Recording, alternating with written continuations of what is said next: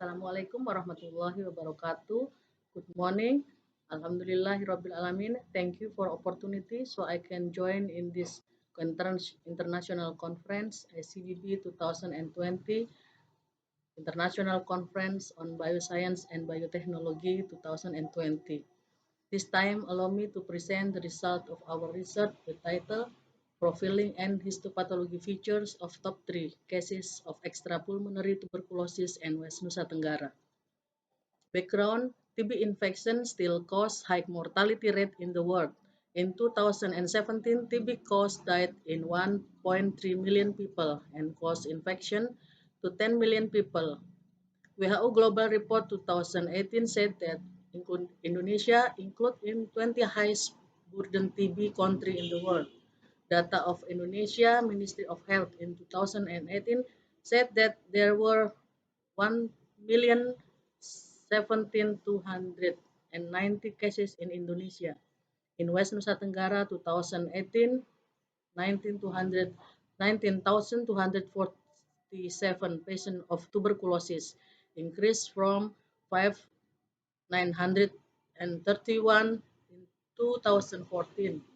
There was 68% under-report extrapulmonary TB, we call EPTB in Indonesia.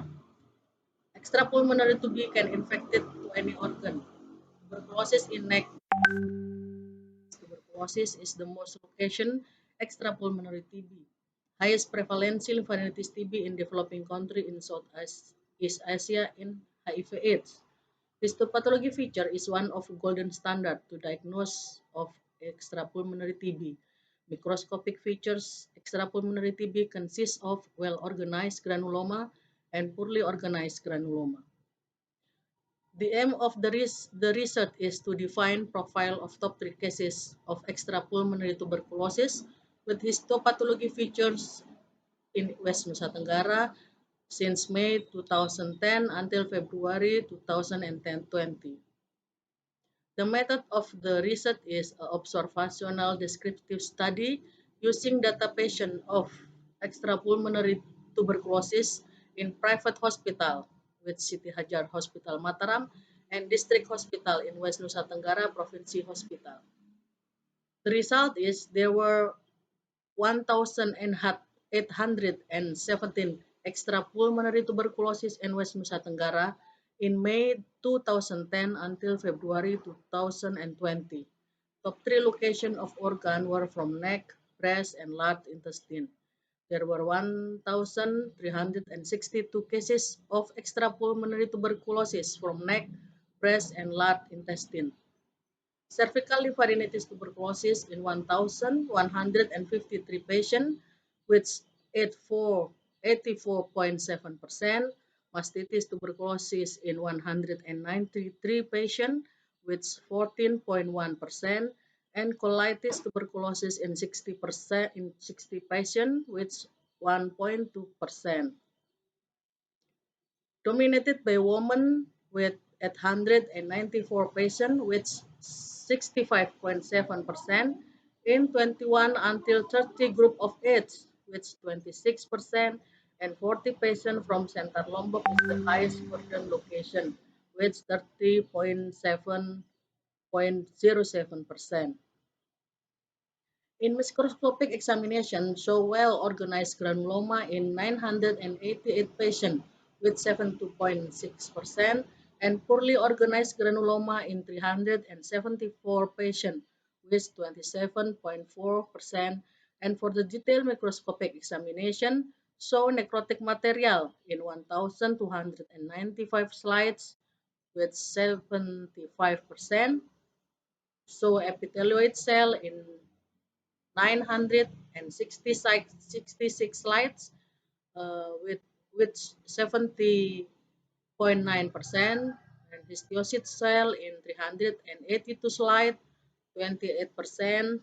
So giant cell Datia Langhan in 935 slides with 68.9%, polymorphonuclear in 195 slides with 14.3%, and lymphoid cell in 78 slides with 0.7%.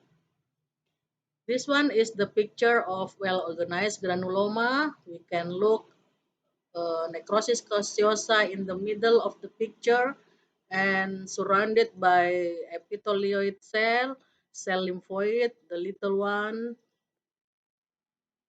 and this one is cell Datia Langhans. This one is epithelioid cell with large uh, examination, 400 times large. This one is epithelioid. This one is necrosis caseosa. This one is cell Datia Langhans, Datia multinucleated Datia Langhans cell with tapal kuda horseshoe structure. This one is poorly organized granuloma. We can look histiocyte, necrosis caseosa in the middle, histiocyte. There's no epithelioid and there's no cell Datia Langhans. Our conclusion in this research is diagnosis of extrapulmonary tuberculosis still remain challenging even with histopathology features and need new tool to help define extrapulmonary tuberculosis if the microscopic features was not fulfill the gold standard of extrapulmonary tuberculosis. Larger and prospective studies should be undertaken to establish a better diagnostic strategy for suspect extrapulmonary tuberculosis and effect of the PCV vaccination to extrapulmonary tuberculosis. Thank you for attention. Wassalamualaikum warahmatullahi wabarakatuh.